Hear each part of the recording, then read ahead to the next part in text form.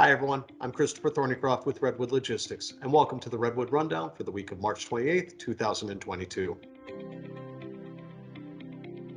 Well, it's the end of the quarter, and usually at this point in time, we'd be talking about how freight volumes were rising for that end of quarter push, but we haven't seen it so far.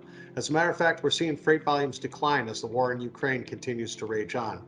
The outbound tender volume index stands at its lowest point that it's been at since mid-July of 2020 at 13,496.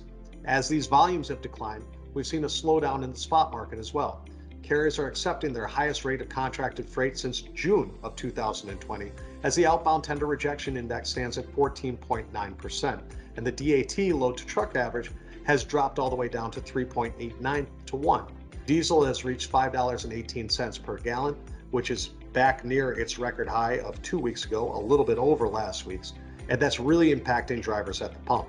The spread between wholesale and retail has come back down to earth, however, down to about 92 cents, which is right in line where it usually is, and far off the high of $1.71 where it stood on March 16th. So as these gas prices affect drivers, there's a couple of things that we want to talk about. One, there was a study that came out that was launched by the American Truck Business Service and reported that 2021's trend was that there was a higher net income by about 5.1% for drivers, and they were running on about 8% fewer miles.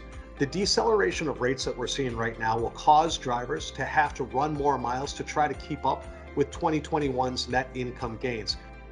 Think about it if drivers start to get pushed out of this market because of high fuel costs, or if these companies that formed in the last year don't have pay structures that can accommodate a deceleration of rates and they have to shut on down. And then what happens to capacity? So there's a lot still going on.